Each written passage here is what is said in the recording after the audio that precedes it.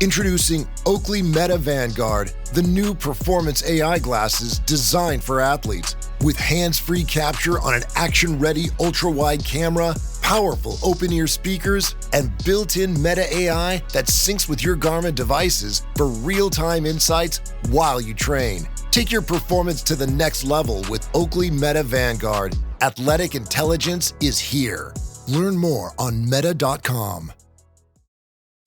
The Disney Plus Hulu HBO Max bundle. The ultimate bundle at an unbelievable price. Starting at $19.99 a month. On Disney Plus, go behind the scenes with Taylor Swift in The End of an Era. Every single one of us all clicked together. Battle it out with The Roses on Hulu. Things are getting a little out of hand. Well, you think? And don't miss The Conjuring, Last Rites on HBO Max. I don't know how to protect you this time. All these and more streaming this month. Plans starting at $19.99 a month. Terms apply. Visit Disney Plus Hulu HBO Max Bundle.com for details.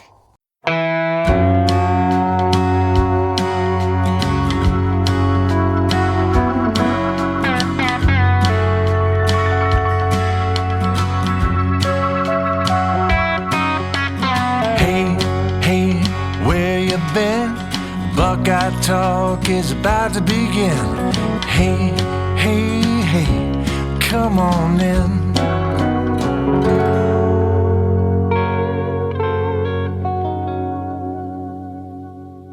Welcome back to Buckeye Talk. I am Stephen Means, and that is Stefan Krajisnik, and this is your Monday Leave No Doubt pod, where every week we come on here every Monday during the season and ask the question, did Ohio State leave no doubt? And when you beat your rival by almost 20 points, and your rival doesn't score a touchdown and doesn't score a point in the second half, that answer is emphatically yes. So here's how we're going to do this. Because, listen, we have to talk about the 20-play drive. That's what we're going to do in this first segment, is talk about that 20-play drive that ends in a field goal that I feel like, I mean, this is drives like that are what podcasts are for, right? That's what big picture podcasts are all about. When a team runs 20 plays and has the ball for like a half of 30 minutes, and one team had the ball for like 25 of those minutes, and 12 of those minutes came on one drive, which is ridiculous. And in the second segment, we'll start looking ahead, because Sunday afternoon, we talk with Ryan Day and Kirk Signetti. This is the first of like 7 times we're going to talk to Ryan Day between now and they take the field against Indiana on Saturday. It used to be a little bit different, Stefan. We used to just be a normal week, and then on Friday, they'd have a joint presser at the Big Ten Championship game. They don't do the joint presser anymore. So instead, they do a back-to-back presser on Sunday. And then we're going to talk with a couple of players as you're listening to this podcast. I think we're talking with Caden Carey, Luke Montgomery, and Caleb Downs on Monday. Then on Tuesday, we'll have our typical weekly, routine day presser. And then on Wednesday, signing day. So that comes with its own fun stuff, right? And then on Thursday, I think officially we are moving our live show to Thursday this week. It has been on Wednesdays at 11 a.m. It's going to be on Thursday in the afternoon, I think around 2 right now. Stefan is learning this information in real time. So so plan for that, the live show, which will be a game preview pod to preview Ohio State, Indiana on Saturday. And then we're on the road again, back up to Indy for the first time since 2020. But Stefan, 20 plays, 81 yards, 11 minutes and 56 seconds. This drive starts with 5 minutes and 6 seconds left in the third quarter. It ends with 8 minutes, 10 seconds left in the fourth quarter. They literally wasted a quarter of football, and they did it with 16 runs. Before we get into the nitty-gritty of that, we were talking about it before we got on air. Did that hit you in the moment that they were doing that? No. I don't think it did. And part of why is probably because I felt like the game was over at that point. Once Ohio State went up 2 scores, I was telling you guys, I mentioned this on the postgame pod, that it was like, I don't think Michigan's scoring 24 points in this game. Like this thing is done. And I think on top of that, you throw in the fact that when a drive does kind of like go on both sides of a quarter, you have some commercials in there and all drags out, and you kind of forget where you are because it's been forever since anything's been going on. And, in the middle of all that, Mr. Brightside is going on, and they're highlighting that on Fox, and then you come back from commercial, it's like, all right, Ohio State still has the ball, and they're still running down Michigan's throat, and there's nothing Michigan can do about it. It was fascinating to see the box score and to see that, because, like you said, you kind of don't realize it's happening in real time And it's one of those drives where when it ended, you're looking at yourself saying, I know Ryan Day was upset it wasn't a touchdown because that's how coaches function. But if you're an Ohio State fan, you're sitting there being like, that's fine that ended in a field goal. You take the points, you go up 3 possessions, and all that's left on the clock is, what would you say, 8.5 minutes?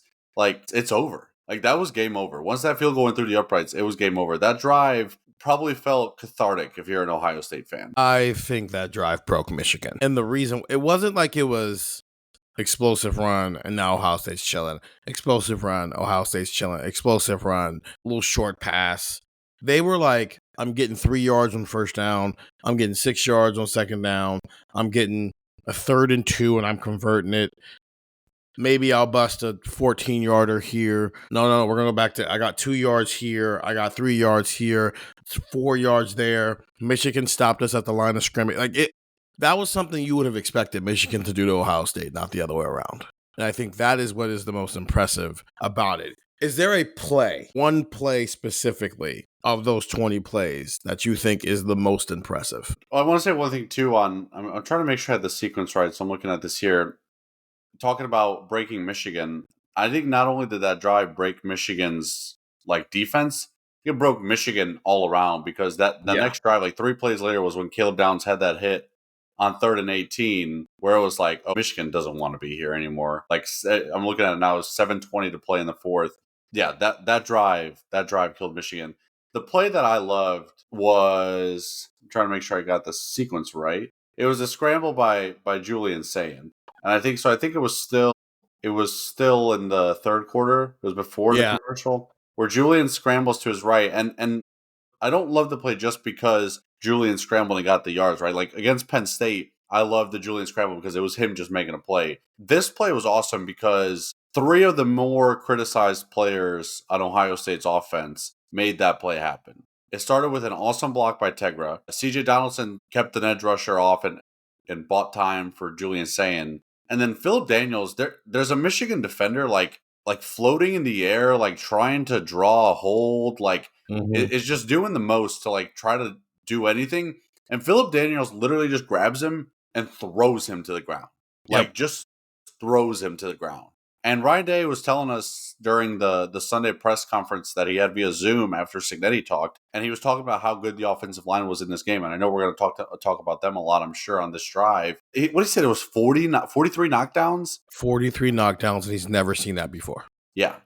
And I think this was one of them, because Philip Daniels threw a guy to the ground. Literally grabbed him by his shoulder pads and was like, you're trying to go left? Trying to go right? It looked like he was trying to go over Philip Daniels, and Philip Daniels was like, can you just get out of the way? Just get out of my way. And then, boom, Julian Sayin looks to his right, and there's nothing but, it's not green grass, it's white snow. Nothing but white snow to his right. And there's Ryan Day running 17 yards down the sideline, being like, this way, this way, this way, this way, pointing to the first down marker. And then I tweeted the picture that our David Pekowitz took of where Ryan Day is just fist bumping in the background as Julian's going out of bounds and getting that first down.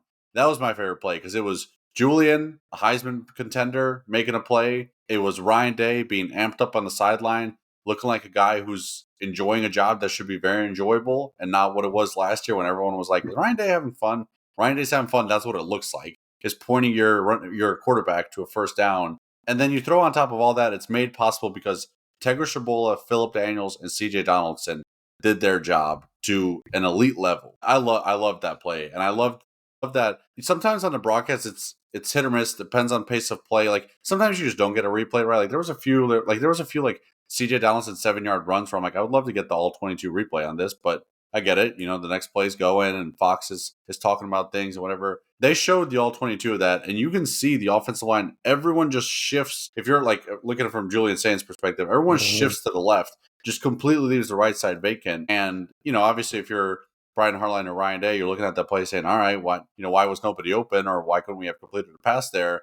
But sometimes your guys just got to make plays, and the guys in front of Julian Sayin made it possible, and he converted, made it happen, kept that drive going, and I love that play. Tegra Shabola picked a really good day to have his best day, because they didn't rotate.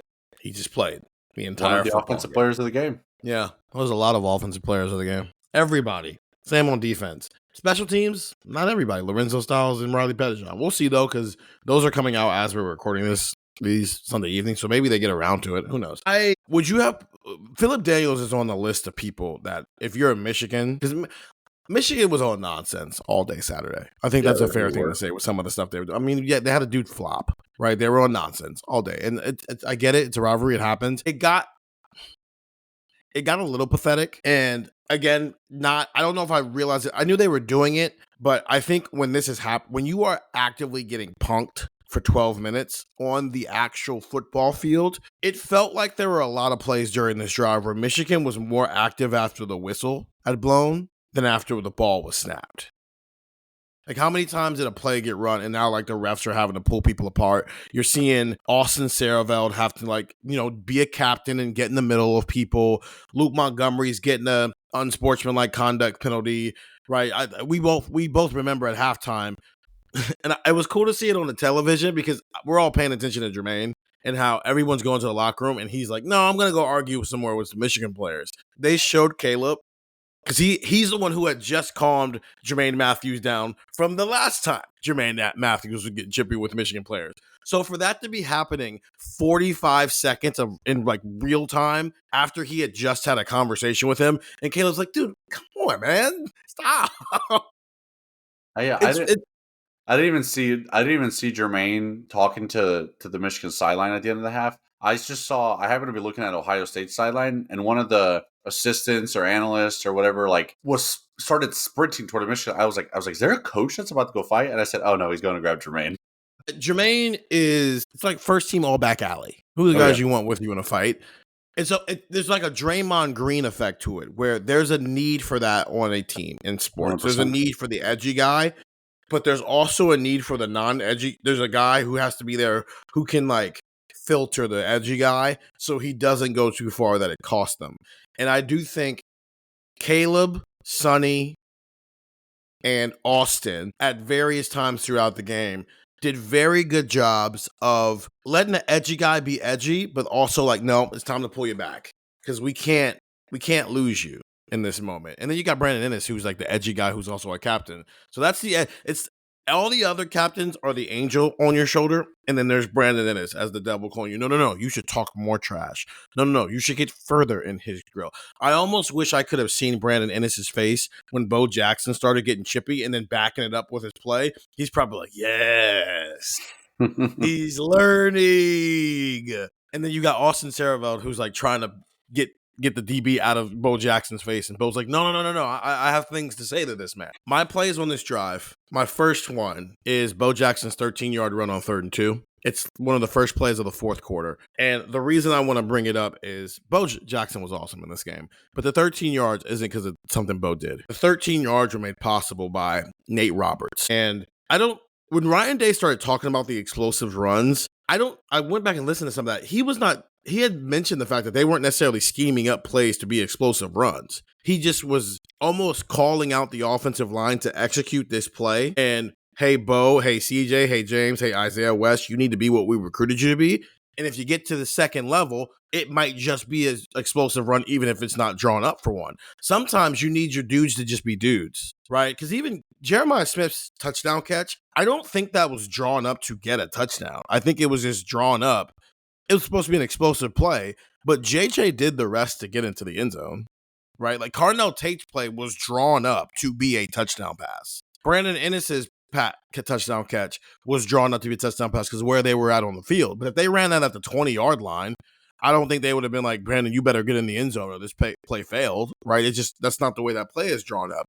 I think the last couple of weeks, I think one of the benefits of Jeremiah Smith and Carnell Tate not being in the lineup, mixed with Ohio State playing piss poor run defenses, is they got the freedom to just try to work it out. And obviously playing Michigan was going to show you whether or not all that working out had paid off, right? Getting back on the field with a good team. But you were able to work on like detail things of like executing, or, hey, Nate, if we're going to bring you across the line of scrimmage to make a block, you are the key block. If you can take out this free rusher, all of a sudden Bo Jackson's got a bunch of grass in front of him, and then Bo can go be Bo.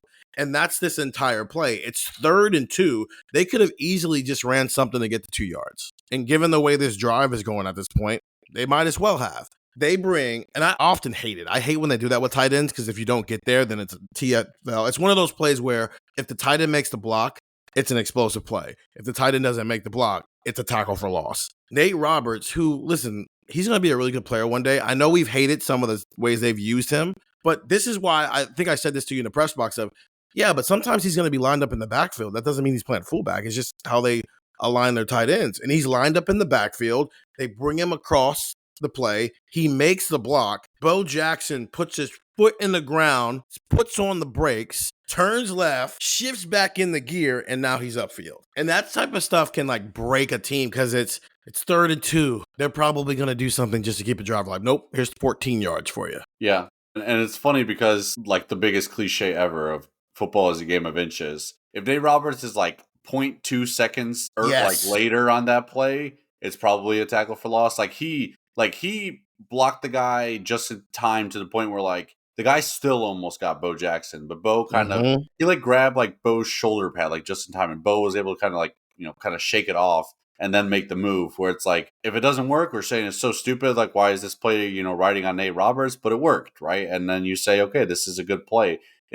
They're giving opportunities to Nate Roberts, and it hasn't always been great. It hasn't always been pretty. There's many instances from that whole goal line disaster, frankly, that Ohio State had when it was down 6-0, where you can point to it and say, why are we running this Nate Roberts thing? But like it worked there, and like credit to Nate Roberts. I like the play too. I kind of like that play in general. Like when you're blocker, whether you want to call him I guess it's probably fair to call him a lead blocker, I guess, on that play. Mm-hmm.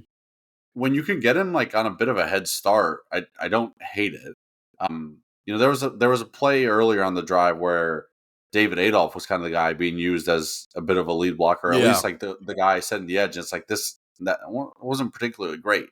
But when it's Nate Roberts or like a tight end doing it, it makes a little bit more sense. And him doing it there, I thought he was excellent on that play. And yeah, I mean that's a like I was saying with the Julian scramble, you're saying there with the Bo run, like there was some third down conversions that were guys just like, hey, someone's got to make a play. Hey, Julian, nobody's open. You got to make a play.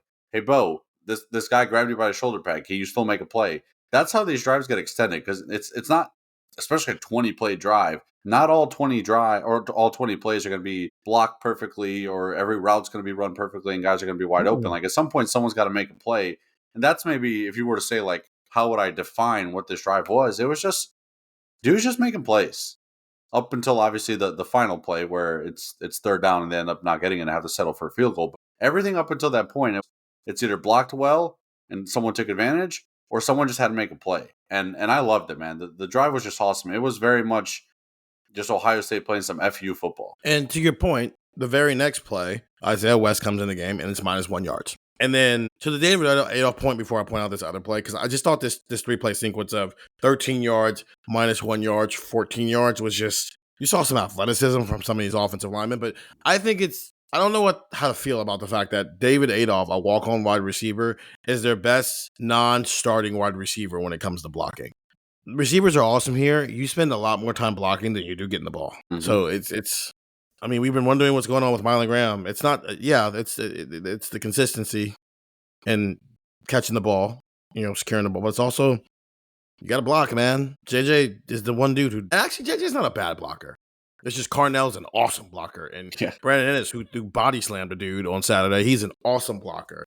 But also, JJ's the best wide receiver and not in the NFL, so who cares that he's not a good blocker. This 14-yard play, the reason I want to bring it up is to build off of what you were talking about with Tegra and Phillip Daniels. They pull Will Kazmarek and Tegra from the opposite side, and now they're both double-teaming a guy, and it springs Isaiah West open in the hole, which gets Isaiah to the second level. If I had to critique something, I get it. You just want to get Isaiah West to the second level. And he got 14 yards, so like this is a nitpick of all nitpicks. I wish Kazmarek would have bumped and kept going, because if he would have taken out the first dude who touched Isaiah West, I think Isaiah West could have housed it a little bit. Mm-hmm. But again, who cares? That's just me being greedy in that situation there. Okay, any other plays you want to bring up before we move on to some other things about this drive? I really did like that Isaiah play. I'm glad you brought that up. I thought he looked good. And what did he have? 4 carries, right? I thought he looked good. I wanted to say with CJ Donaldson early in that drive, like that drive starts, the first play is an 8-yard run for CJ Donaldson. And I think I had told you early in the contest, it seemed like, okay, this was going to be a Bo Jackson, CJ Donaldson game. We're not going to see a ton of James and Isaiah West. And frankly, I think we were right. It wasn't really until later in the game that we saw James Peoples and Isaiah West. I think Ohio State went into this game thinking Bo Jackson will get a majority of the carries and CJ Donaldson will be the situational guy. To which I told you, if you're going to do that, CJ can't just be in on passing plays and short yardage where he's going to get a handoff. They're going to have to, on a 1st and 10, give him the ball and be like, go get us 7 yards so that Michigan has to respect you as a traditional running back as well. This drive starting with an 8-yard run for CJ Donaldson kind of felt important. Kind of felt like something Michigan had to think about whenever CJ Donaldson was on the field the rest of that drive. So that first play I thought set a tone to some extent. There was also a 2nd and 3 incompletion deep to Carnell Tate that I liked because it was one of those like, hey, Michigan, I know we're like kind of running clock here, but it is still like 3rd quarter, early 4th quarter. So we can't, it's a 2-possession game. Like we can't just run clock because then you get the ball with 14 minutes left. You go score and then, all right, it's a 1-possession game with 7 minutes to go because we decided to just start running clock. So I like the 2nd and 3, like, hey, just so you know, Carnell Tate's still on our roster and he's still on the field. Like we're not kneeling the ball here. We're still taking some shots. And I felt like that was something that Michigan continued to have to respect, even when it felt obvious that Ohio State was content running some clock. Am I allowed to say this very outlandish statement because I know one of them got picked off? But the 3, we're just going to throw it deep to JJ and Carnell plays, the 2 they started the game with and the 1 on this drive. Am I allowed to say those are my 3 favorite plays of the game? I think it's okay to say the 2 to Carnell. The one that got picked off, I don't know. Because that wasn't like a shot. That was like a 10-yard pass. Yeah, but that's fair. And also the worst case scenario thing happened. They threw the ball. But it's the fact that the reason why I think they were so important, because I've been thinking about this. I like the fact that the first 2 things Brian Hartline did in this game were tell us that JJ and Carnell were healthy. And listen, best case scenario, Carnell comes down with that first one. Second best case scenario, JJ comes down with the second one. Better case scenario, Julian doesn't throw it because he recognizes that it's cover 2 and not cover 1. And floor scenario of, okay, you incompleted both of them, but we still have the ball and it's 3rd and 10. Obviously. But I felt like today I felt like as much as this game was, let's win this game, I felt like there was a lot of like sending a message of, yes, because you think Michigan has spent the whole week going, are we going to have to worry about Carnell and JJ today? Obviously, the game plan for us, but everything changes if Carnell and JJ don't dress on Saturday. And everything changes if it feels like they went through warm-ups and they still play, but we're looking at each other like, I don't know, man. Those dudes are out there limping around. And it's cold. All it takes is for their bodies to tighten up, and that might be over. So the fact that the first thing Brian Hartline did was show us not only are these 2 alive, but they are lively and ready to go, and they will kill you if you leave them on islands. Everything else is now possible.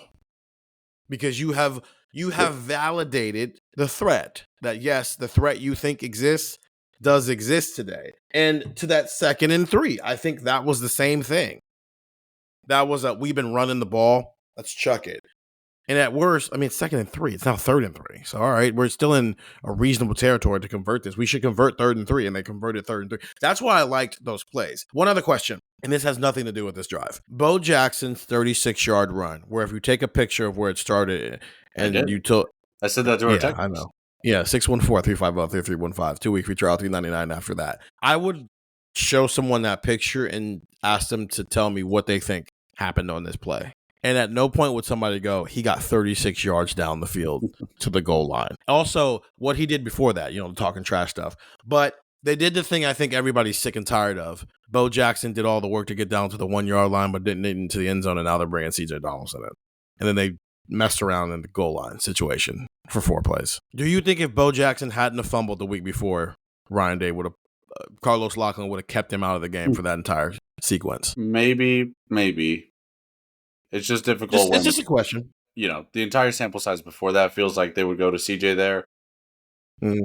I think it's more likely had he not fumbled that they would trust him there. I would like them to stop taking Bo Jackson out of the game in those moments. I get it. If the first play you were gonna just goal line fade it to JJ anyway, and more often than not he brings it down, then like whatever. Like JJ should catch everything, even if he has to catch it with his foot, catch the ball. But I get it there because then you get him a play of rest because he did just run 36 yards up the field after running 10 yards west. So I get it. But I mean, they gave him the ball 20 times, and I can't tell you the last time an Ohio State running back got the ball 20 times. Quinshon and Travion never got the ball 20 times last year. So if we're living in the world now where you got through the year, you have essentially cut off 2 extra games because of the style of play you chose during the regular season, and now we're living in a world where Bo Jackson's getting it 18 to 25 times a game for the next 4 games. I'd rather them not take him off the field in those moments. Let him finish the drive. Let him finish what he started. That's it. Yeah.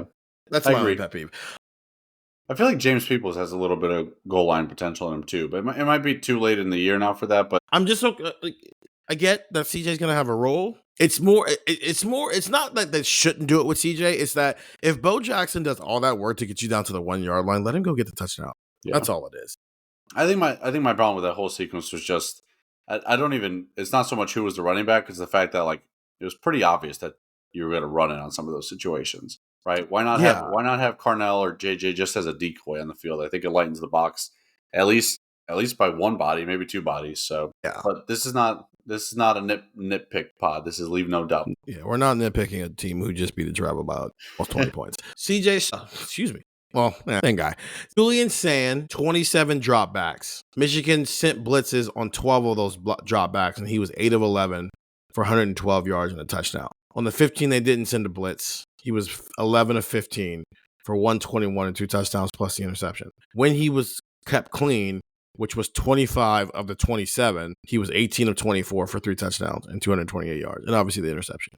He was under pressure for 2 dropbacks the entire game, and not a single offensive lineman gave up a pressure. And they also had a 20-play drive where I felt like they were bullying these defensive linemen. Mm-hmm. And it wasn't even just I don't even know if we have to keep it to that drive. Will Kazmarek had a play on the drive after that where he bulldozed Derek Moore, and then he's flexing on him. He had a play earlier in the game where he uncleated a 326-pound defensive tackle. Luke Montgomery was bullying guys. Tegra Shabola was bullying guys. I think this is the best performance we've seen from an Ohio State offensive line since the last 5 minutes of the Penn State game. And I'm wondering, for a group where, quite frankly, all 5 of these guys could be the starters next year as well, because they all could come back. I don't know, maybe there's 2 ways to look at this. There's a glass half full, glass half empty, because they've been building up to this. The glass half full is maybe this is now the floor and they're about to take off in the playoff. The glass half empty is maybe they just peaked and we go back to the inconsistencies that we've seen, especially on the right side for the first 11 games. If you have to live on one of those extremes, which way would you lean? The one where this is what we see more often than not. Mm. And the real answer is probably somewhere in between. Maybe some level of consistency, but it's not not too bad, not too good, not too bad, not perfect, but somewhere in between. I think this is. Austin Severall's been telling us all year that he's awesome. Luke Montgomery's been telling us all year that he's awesome. Carson Henderson's been awesome. Tegra Shabola has been inconsistent, and Philip Daniels more often than not has been pretty good. So if you tell me, hey, competition's ramping up, these guys, have a reason to.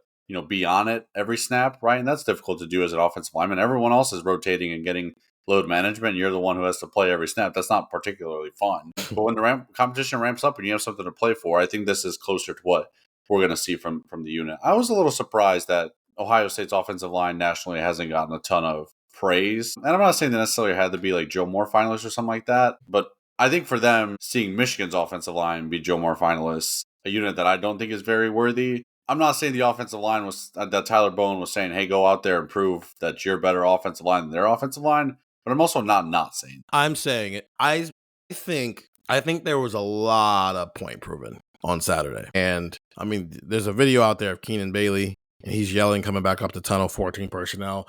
They spent the entire of the last 2 drives after this just living in 14 personnel, putting this game away with Julian Sand under center the entire time. Tyler Bowen and Charles Dickey and Marcus Johnson, the 2 guys who were in that room with him, they were talking a little bit, heading back up that tunnel, talking a little smack. Everybody except Ryan Day was talking smack on Saturday. Ryan Day said they're going to choose humility, and his entire program said, no, we're not. No, we're not. You are, because you have to talk in front of a microphone. Sonny is. Julian is. We're not doing that. Cardell Tate flipped the bird earlier in the game when they first came out on the field for the start of the game. Jeremiah Smith flipped the bird later in the game after he scored a touchdown. Davison Igbinosun got a pick and then took his helmet off and got a penalty and was screaming at folk. Jermaine Matthews was trying to fight everybody. Philip Daniels did everything in his power to do everything but lay hands on a person after the whistle was blown. Kenyatta Jackson got a sack, and he was talking crazy. Miles Lockhart on special teams was fighting people. The only person who chose humility on Saturday was the one guy who probably had every valid reason to not choose humility on Saturday. So kudos to you, Ryan Day. I think this drive was about proving a point. I don't think they had to have a 20-play, 81-yard, 12-minute drive. I think if they wanted to go out there and run the score up, they could have ran the score up. And it would have proven a point. I think this point cuts a little deeper. Yeah. Because this is what Michigan does to you. And now you're beating them at their own game. And I know we've had conversations in the past about you shouldn't do that, you shouldn't do that. No, you shouldn't do that in the first quarter. You shouldn't do that in the second quarter. You should do that with 5:06 left in the third quarter, and you're already up 24-9, and you're putting the game away because you've already, run your game plan, and now this is about literally controlling the game for 12 minutes. I just think even the Joe Moore Award part, like there's a reason why we got to stop announcing finalists for awards when there's 2 weeks left in the regular season. At least wait till the first 12 games of the year over before we start doing that, because there's no way people who it's a committee of people who do the Joe Moore Award. There's no way you would have watched that game and left it thinking Michigan should have been a finalist for that award. Yeah. And this is not an Ohio State thing. There's probably other offensive lines who deserve to get credit for that who didn't, because we didn't wait until the most important games of the season to make the finalists for that award. I think this is a point proof. This is a send a message drive. And the only flaw is that they didn't score a touchdown. Yeah, which Ryan Day was certainly thinking about when it was brought up post-game, which is just peak Ryan Day. It made me wonder, looking back and rewatching it, that Penn State drive last year that put the game away, the only reason it was 5 minutes long was because that was the only amount of time that was left on the clock. This is what that drive would have been. Yeah. That would have been a 20-play drive at Penn State last year if Ohio State could have. They just didn't have the time. The clock ran out. They're like, hey, you can't run it down their throat anymore. I'm sorry. Is that type of deal. And this is, I talked about this with our texters a few times, kind of, especially in that stretch in October where Ohio State was very clearly trying to get its running game going and couldn't. And a lot of the texters that asked, are you worried? Are you worried? I said, I'm not worried about the running game because I know as long as they have Jeremiah and Carnell that this offense will hum. It'll be fine. Mm-hmm. But I did have the concern of at some point, you're going to get the ball up one possession with the chance to really put the game away like you did at Penn State, and you're not going to be able to do it. Mm-hmm. And then they did it. And I think the last few weeks were probably a big part of that, of getting some momentum in the run game, getting your young running back some more reps and some confidence, getting some more confidence and reps for the guys in front of them in the offensive line. And they did it. And that was the only concern I had about the run game. I knew Ohio State could run for 100 yards in a game if it needed to, right? You have so much weapon on the perimeter that defenses have to spread out. There's going to be, light boxes at times, and Ohio State will get their run yards when they need to get their run yards. My concern was when teams know that you're going to run it and you have to run clock and you have to put the game away. Can you do it? They did that against Michigan.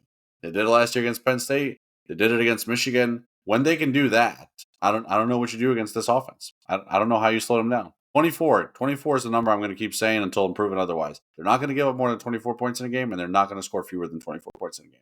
And I don't know how you beat them. Yeah, because I also think, I'm interested to ask Day this later this week. I don't know if there's another gear yet, because I do think there is a difference between, there's a plan for how you want to approach things versus identity. And I think for a long time, those things have not been engaged with each other the way we've talked about this football team, right? We've said, hey, they're playing slow because they know it's 16 games. Hey, they're doing this, they're doing that. They're not always going to play a bunch of tight ends. They're not always going to do all these different things. 12 games into this. I mean, all the things we hated about what they did for 11 weeks, that's what they did. And all those things, especially on this 20-play drive, all those things showed up. So is that chapter closed? And now they're about to open this thing up and just rain fire on everybody? Or is this what they are? Is this their identity? And I they're not going to have a 20-play, 12-minute drive against everybody, but just I think we've all been going, they're getting through the season and this is how they're going to do it, and then they're going to do the thing we all want them to do. And maybe we need to rethink they're going to do the thing we all want them to do, and maybe they've looked at their personnel, they've looked at what works and what doesn't work, and that's just what they're going to do. And that's both in the passing game and in the running game. Julian Sand, it's not like Julian Sand's numbers are just like off, right? He's second in the Big Ten in passing touchdowns at 30 behind the dude he's about to compete against on Saturday for the Heisman Trophy. He's only got 5 interceptions. He's got 3,000 passing yards already. JJ's got 77 catches, 942 yards. The only reason Carnell only has 44 catches is because he missed essentially a month of football. And yet he still has 793 yards and 8 touchdowns. Max Clare's got 41 catches and 420 yards. Brandon Ennis has 31 catches for 232 yards and 3 touchdowns, right? Bo Jackson and JJ are probably going to leave Indianapolis eclipsing 1,000 yards. 1 in rushing, 1 in receiving. So their numbers are not off. It's just not as like fiery, I think, is what we all maybe thought it was going to be. And I don't know, is it still like a logical thing to think they're just going to flip that switch tomorrow and start doing something that they haven't been doing for 12 weeks just because it's the thing we want them to do? Or are they just going to keep doing this? They'll be explosive when the moment calls for it. They'll control the football game, and at no point in any game we're going to think that Ohio State was ever in doubt of like losing that football game. Yeah, it sounds like that they won't go into that gear until they need to, or they feel they need to, because I think they know it's in the back pocket. But if you don't need it, then why risk it? And I wonder if maybe we do see it some more now in the playoff and Indy, just because you're indoor and favorable weather, and on like everyone knows the Big Ten championship game is kind of built for there to be some points scored, right? And maybe you can't ask your defense to hold Indiana to 14, but hey, try to hold them under 30 and we'll be all right. And if Indiana gets into the 20s, you say, all right, ramp it up a little bit more on offense. We need some more points today. But it's just a very professional approach in the sense of like, we will play our way and then we'll see where the game is and adjust. I think we're all waiting on them to beat teams the way Indiana beats them, where Indiana is like, I think top 3 in the country in points per game and also top 3 in the country in points allowed per game. Ohio State's like top 8 in points per game and then number 1 in points allowed per game. I think we're waiting on those two things to get married together, and I just don't know if that's going to happen. But also, they don't have to do that because they're not in Indiana's shoes. And it's fine, because nobody thinks Indiana's better than Ohio State. Exactly. Regardless of what the counting stats are. That's all I got off of this game. Yeah. It was a fun rewatch. Yeah, it was a fun rewatch. They also they bullied them more than I think I even realized in real time. Yeah. I think when I first kind of initially thought back on the game before rewatching it, you're telling yourself Michigan kind of hung in there. I think I was saying that because at the start of the game, I was telling myself, oh no, here we go again. And then you rewatch it, you're like, if you take away the context of what had happened in this game's history, you're looking at this game being like, all right, Michigan had a couple things go their way. They got a 6-0 lead. They never actually had any control of this game. No. They had 2 explosive moments and turned it into 2 field goals. It's not a recipe to beat Ohio State. Okay, let's take a break, and then we can start looking ahead to Indiana here on Buckeye Talk. Oh, Hilton stay, your beds are soft and cozy. No lumpy couch, no stiff futon, no shower line at crack of dawn. Oh, Hilton stay. When you want holiday comfort you can count on, it matters where you stay. Enjoy comfortable rooms and friendly service when you stay with Hilton instead. Save up to 25% this season when you book with Hilton. Hilton for the stay. Terms apply. The who's down in Who Newville were making their list, but some didn't know Walmart has the best brands for their gifts. What about toys? Do they have brands kids have been wanting all year? Yep, Barbie, Tony's, and Lego. Gifts that will make them all cheer. Do you mean they have all the brands I adore? They have Nintendo, Nespresso, Apple, and more. What about... So the Who answered questions from friends till they were blue. Each one listened and shouted, from Walmart? Who knew? Shop gifts from top brands for everyone on your list in the Walmart app. This episode is presented by State Farm. Having insurance isn't the same as having State Farm. It's like needing the protection of an offensive guard on the football field, but getting an elementary school crossing guard. Sure, they're both guards, but you can only trust one to keep your quarterback safe when the game is on the line. So don't settle for just any insurance when there's State Farm. Like a good neighbor, State Farm is there. Hello, I'm Diane Morgan. If you know who I am, you know who I am. If you don't, who cares? I'm here to explain Italian Time, a holiday phenomenon where Italians throw away their clocks and gather for eternity with San Pellegrino. I've been at this party so long that I've eaten 5 courses, hugged someone's grandma twice, and been offered a job in the family restaurant. So this holiday season, make sure to bring enough San Pellegrino to last you through the meal, the after meal, and the entire goodbye ritual. San Pellegrino, holiday on Italian Time. And we're back here on Buckeye Talk. Stephen Means and Stefan Krajisnik. It's your Monday Leave No Doubt pod. Man, they really bullied. That was impressive. Ohio State, Indiana, kickoff at 8:18.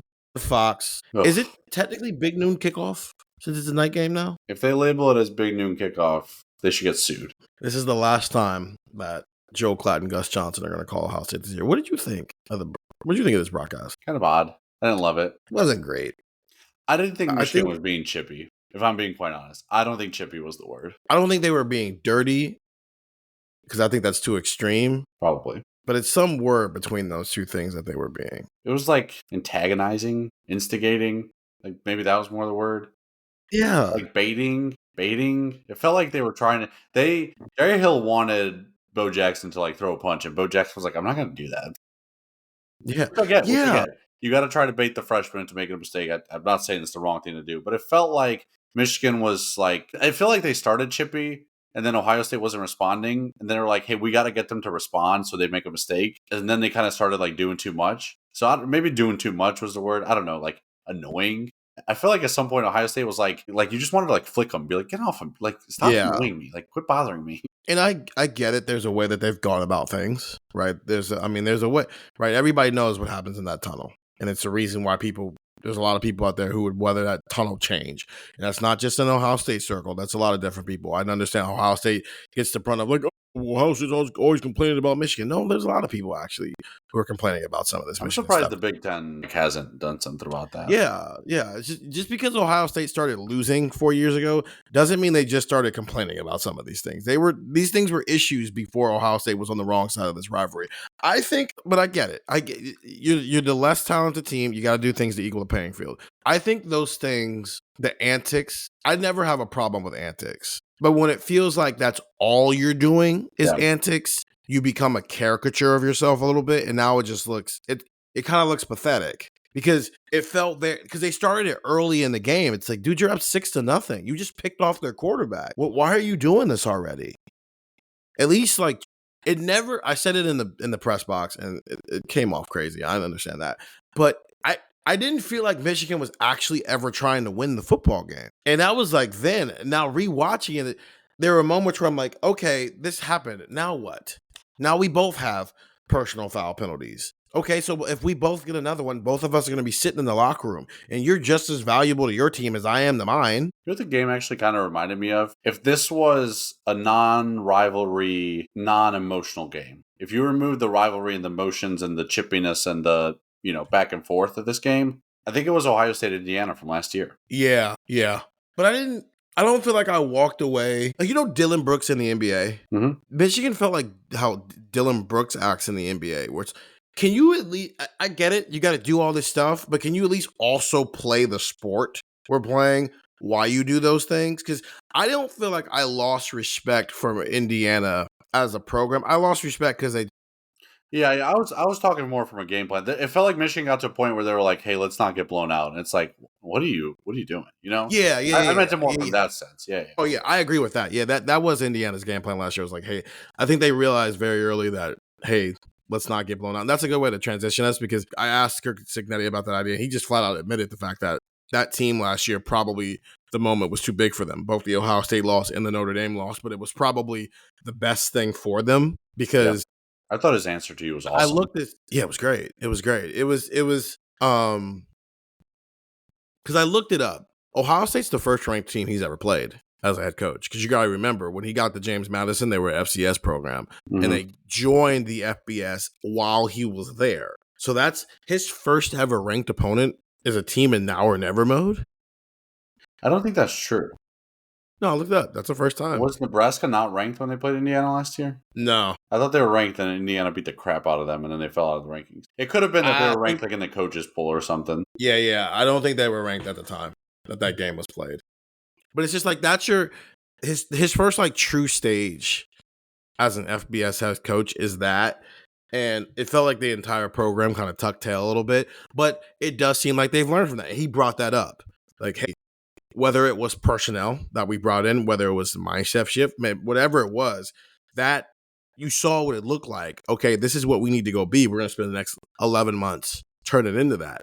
So then when they got on the field with Illinois this year, they were ready to go. When they got on the field with Oregon this year, they were ready to go. I think Indiana's pitfalls in 2024 are why they are playing in this football game on Saturday. I don't know where Michigan goes from Saturday.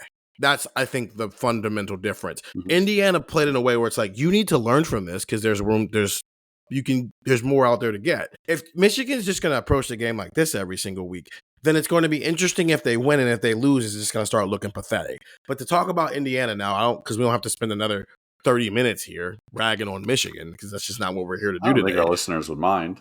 I know. Yeah, I think if we just said bad things about Michigan for another hour, they would I think they would fall asleep to it. Seriously. And then wake up and play it all over again and just have it as like, this would be their mood music for the rest of the time. But was it a dream, or were they really just dragging Michigan for 30 minutes? Right. But that's I think my biggest takeaway based off of the way Kirk Cignetti talked, because Days was more like, hey, man, that was a great moment. But, like, you got to come down from that high right now and get back into it. And they also had a playoff run last year that allowed them to, like, know how to do that.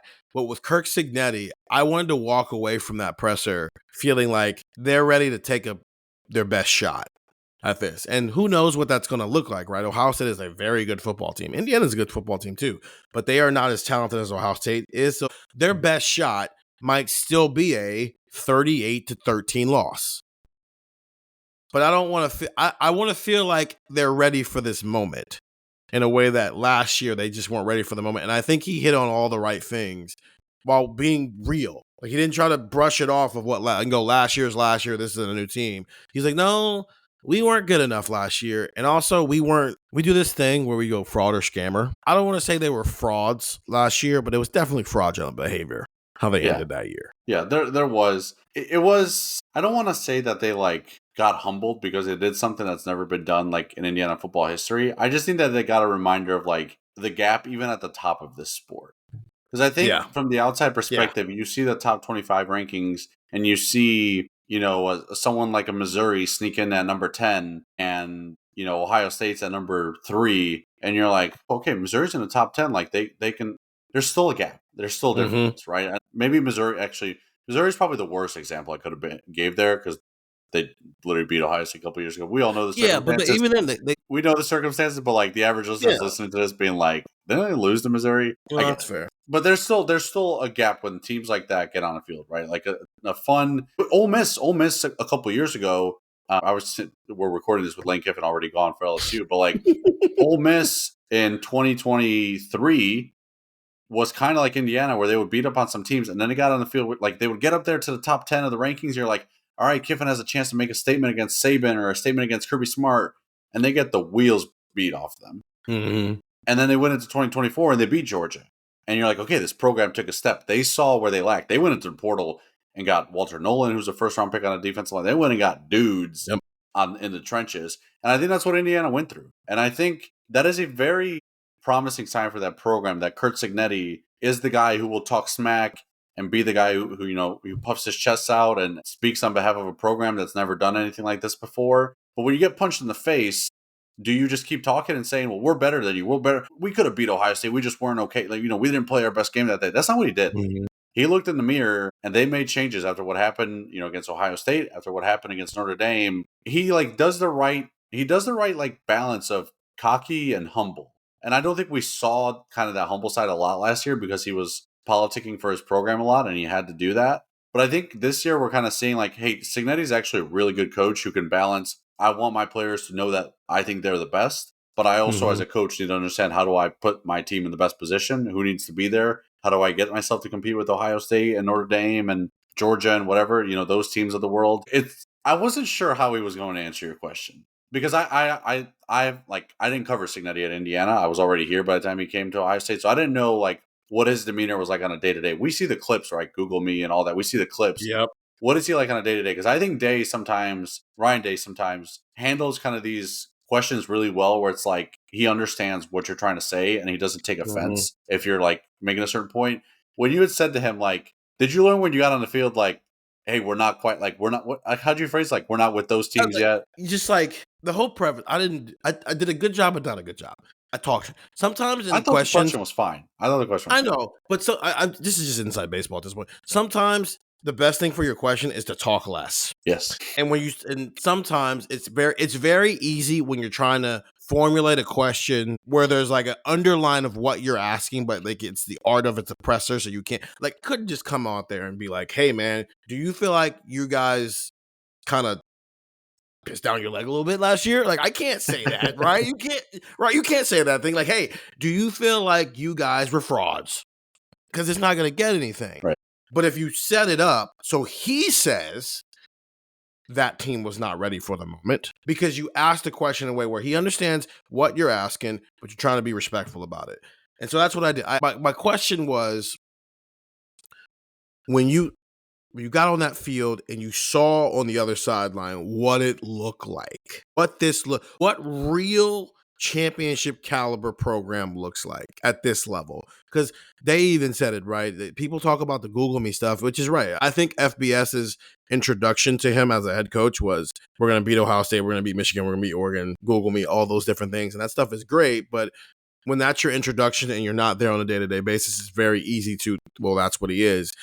Every time you talk with him now, you're thinking he's just going to get up there and talk crazy. And he doesn't actually talk crazy. He's actually very, very, very smart and gives a lot. I think he gave a lot of great quotes. I thought it was a very insightful presser. Yeah, which is great. I love insightful pressers. We love those on here. But that was my Ohio State, especially that Ohio State team, where they were, where their mental was, and what the whole point of last year was. That's what it looks like. That's what you have to compete against if you're going to be at this level. And you didn't fare well. In fact, you kind of ran from it when you got on the field. What'd you take from that? What'd you learn from that? Did you realize it in real time when you showed up that, like, I don't have a dude who looks like Jack Sawyer? Because his players are good, but they're also James Madison transfers.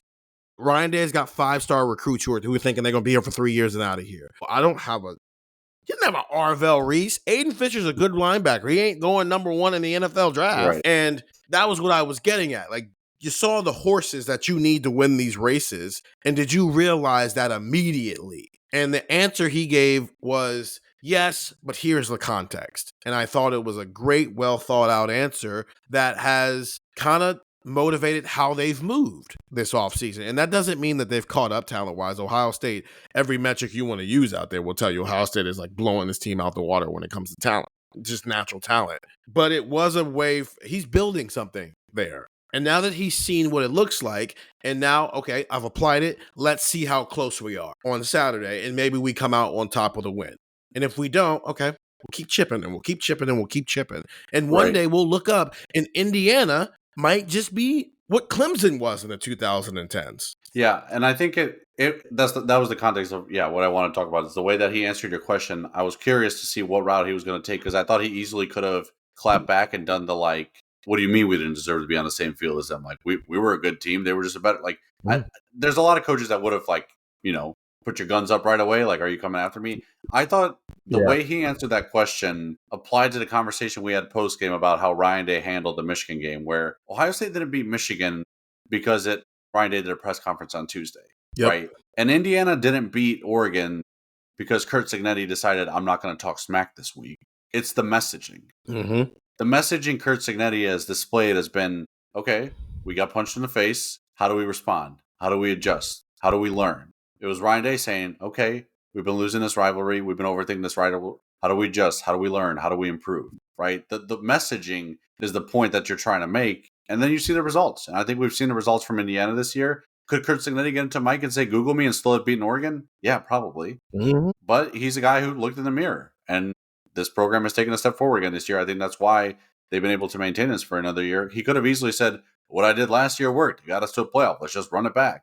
And then you run it back and it's like, all right, you just went 10-2 because Oregon beat the crap out of you and then Ohio State beat the crap out of you in the Big Ten championship game. Like it could have easily worked out that way. So yeah, I thought that his press conference was very insightful because I haven't listened to a lot of his pressers this year and I didn't know which route he was going to go with the answer to your question. I thought it was good. His answer about Ryan Day was just terrific. I would love Truth Serum 36 hours ago to have asked Ryan Day, what'd you think of the Google Me thing? And then fast forward 36 hours and say, hey, Krajisnik just said you're going to be a legend of the game. What'd you think of the Google Me thing? And he's like, I thought the Google Me thing was true. Like it was true. People laughed at it, but it was true.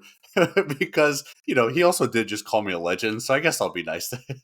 It's weird because Day's never had to be in that position, right? He's never coached out a terrible program that he's trying to pull out of the dirt. So I think the way that Day has the privilege and also the burden of having to conduct himself when you're in this seat is a little bit different, right? There's pros and cons to everything. The pros of Cignetti is he gets to come out here and wild out for a little bit, right?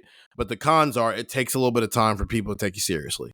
When you're Ohio State's head coach, you have to have an opinion on everything because your voice matters. But your feet are also held a little closer to the fire all the time. So you have to talk about everything, but also everything that you have an opinion on, there has to be like a conversation about your opinion. You have to be careful about what you say all the time. So you never really, I think Day does a good job with us of like walking that line of, I don't know how many times we've walked away from the pressure where it's not an injury thing. I think he's terrible with injury things, but that's how they decided to handle it. So it is what it is. I think with anything that's not an injury, I don't know how often I've walked away from a press conference where I felt like I didn't have a clear understanding of what he's trying to convey to the general public. With that being said, why is he so uncomfortable with people saying obvious things about him? I think it's like when you go into a job interview and they're like, what are your 3 strengths? And it's like, oh, I don't know. It's tough to talk about yourself. Yeah, that's fair. But I don't think Cignetti is wrong. No. Best winning percentage in college football history. And that happened like 6 weeks ago. Yeah. And he got asked about it and he was like, oh, geez, I don't know, man. I got a lot of football left. I was like, okay, that's fine. He did say he was going to retire when he got informed of the... That's true. He did say that. So he does lie because he's still here. Look at that. Seriously, I don't think Cignetti is wrong in saying that. Day has one black mark right now, and that's that he had lost 4 straight to Michigan and was 1-4. Okay, he just got one more win, so he's 2-4. And based on how they've handled it, because now that we see how they're going to handle the Michigan game, and we see that it works, I'm not going to be like floored if 3 years from now he's 5-4 in this rivalry, right? And let's see what Sharon Moore does, and maybe we get a 10-year war situation going on. But also, Day's living in a different world where the Michigan game still matters. It's never not going to matter, but it's also not the end-all, be-all. This dude might win back-to-back national championships and go 16-0. And then the defense is going to lose some key people, but it's also got a bunch of young dudes that we're excited to see. Carnell Tate and C.J. Donaldson and Will Kazmarek are the only people on the offense who either are not or cannot come back next year. Because I'm not going to be shocked if Max Clare's back for a second year at Ohio State. Mm-hmm. So they might win a natty, and we're going to be in Miami, and my buzzer story is going to be, hey, this was cool. You guys think they can read? So I don't think he was off base in saying it. My takeaway from Ohio State beating Michigan is, where's the national championship game next year? Yeah. Where is it next year? I think it's Vegas. I was going to say, I think Vegas is on the horizon. I would enjoy that. I'll take it back. They're not repeating. I'll take it back. How about Ryan Day's answer about the flight getting delayed being a blessing in disguise? Those players were ready to hit High Street. He said, thank God I don't have to chase my players out of the streets. And it was funny because he was like, usually like that's not a problem. But I think he knew in the back of his head, like, we just snapped the losing streak against Michigan. The guys can go out on the High Street a little bit. And then the flight got delayed and there was snow and they were like, well, maybe it's a good thing, low-key, that didn't happen. I think for the sake of these are still 18 to 22-year-old kids, it was probably a good thing that they snapped a streak in Michigan because then they were still under surveillance. I also saw why Ryan Day doesn't do Sunday press conferences usually, and sometimes doesn't, and also maybe why he doesn't do Monday press conference. That voice was struggling. The voice was struggling. He yells a lot in games, man. You can like hear him over the TV people sometimes. So, by the way, the deep shot to Carnell, like as the ball's in the air, I don't know if it was a fan or someone on the sidelines, but there was like a deep voice, like muffled voice that was like, Carnell! And it wasn't Day. Like, I don't know who it was, but it was just like someone screams Carnell's name and the ball's in the air. You're like, oh, wow, he's 10 yards open. I mean, we were in the visiting coach's press box when we were recording the postgame pod. And so we know it can open. It's true. It is close to the broadcast booth, I think. So maybe it was someone up there. Maybe it was Brian Hartline. Maybe. Anything else from that presser you thought was? Sounds like the recovery for Carnell and Jeremiah after playing was okay.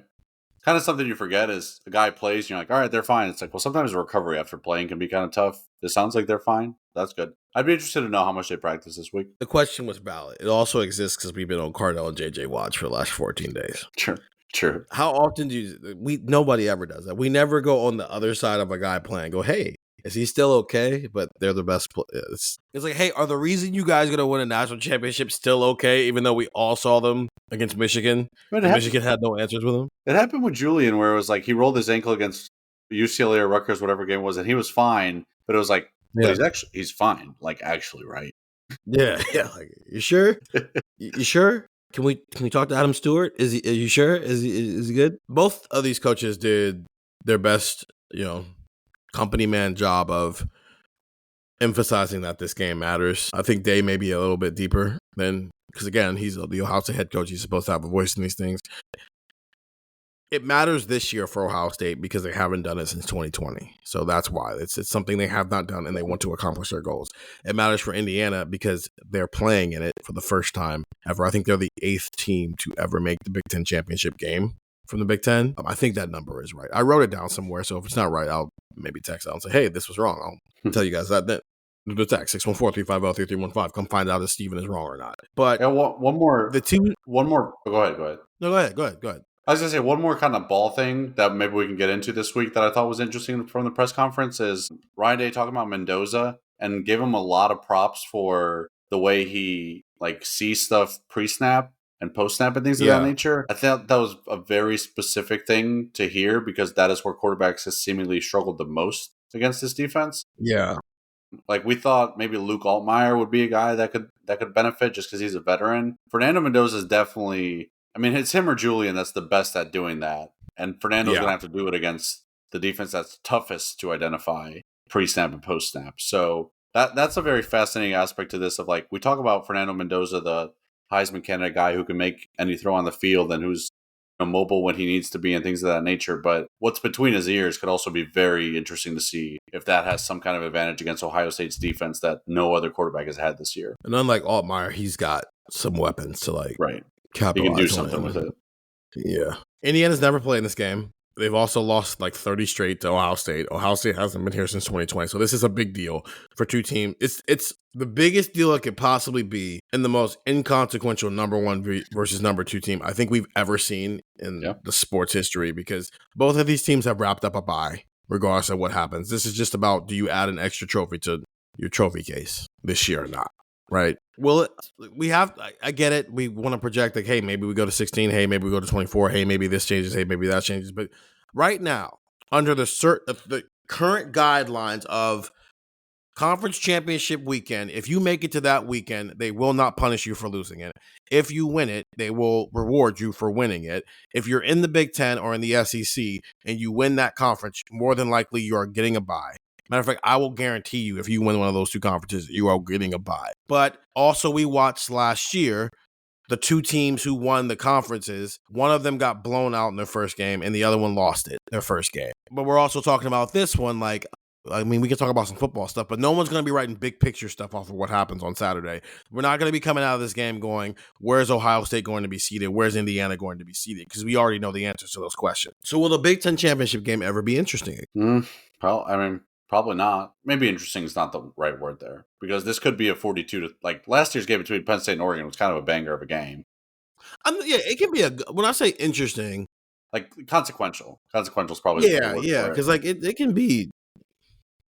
Probably not. This is a rare case where both teams are 12-0. I think more often than not, the 2 teams that meet won't be undefeated. So maybe if Indiana was 11-1 right now, maybe they are playing for bye. So maybe there is some consequence.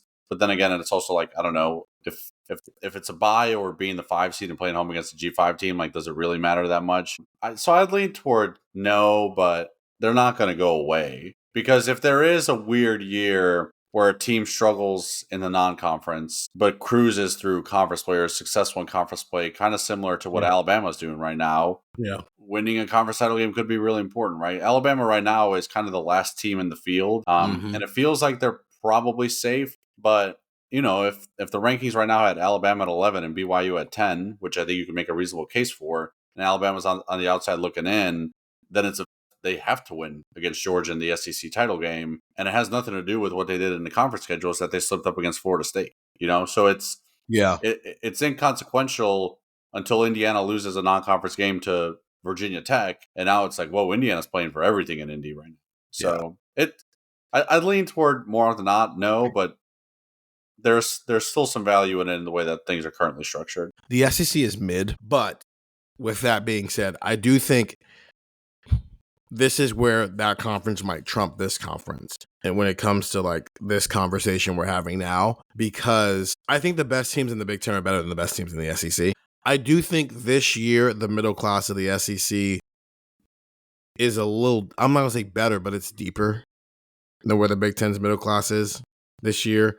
And then the problem is the bottom of the Big Ten has been such a disappointment this year. I wouldn't say disappointment. I'll say the gap between the best team in the Big Ten and the worst team in the Big Ten is significantly wider in 2025 than the gap between the best team in the SEC and the worst team in the SEC. But it's not because the bottom of the SEC is that much better. It's because the top of the SEC is a smidge worse, is what I'm saying. While the top of the Big Ten is a smidge better. So because of that, the Big Ten the last 2 years, the conference championship game has been between two teams who it's like, I mean, you've already locked up your playoff spot. Versus what you're talking about with Alabama, Georgia this year. Georgia's locked up a playoff spot. Alabama, not so much. So there's this extra thing that's floating out there. While with Ohio State, Indiana, it's a little bit more internal. Like one of these teams is going to leave on Saturday, still in the hunt to go undefeated this year and have the number one seed, right? It feels a little more internal motivation versus like external consequences. And I think that would have to change. This would have had to get like, I think if Ohio State had lost to Michigan, then the Big Ten championship game would have been a little bit more interesting. But that's not necessarily true right now. Or like if USC had beaten Oregon earlier this year, I think that's what makes it a little bit more interesting. But it's fine. It's whatever. I'm interested to see Fox's production. ESPN would produce the hell out of this. This would be a show. I hope Fox matches that on Saturday. You got number 1 versus number 2 on your network. Everyone's going to be watching, regardless of how consequential it is, though. They had number 1 versus number 3 on the network in week 1, and that was so. It's a night game, though, so they got a little bit more time. 614-350-3315, 2-week free trial, $3.99 after that. That's the Leave No Doubt pod for the week. I think this might be the last one of the year. I'm not going to say that for certainty because it's going to be a long time between. Kirk Signetti said it. We're going to play this weekend, and if we do what we're supposed to do, it's going to be 30 days till we play again. Even if you don't do what you're supposed to do, you're going to not play for another 30 days. That's kind of the point. So, but this time next week, we'll know. Right? We'll know the top bracket. We'll know who's in the field. We'll know the entire bracket. And postseason has arrived for Ohio State. Ohio State, Indiana on Saturday. Long week of media stuff this week. The fun begins now. You got through the hard part of can you beat your rival? Yes. Now the fun part starts of flying all over the country to play football games on neutral sites. 4350-3315, 2-week free trial, $3.99 after that. For Stefan Krajisnik, I'm Stephen Means. Talk to you guys later.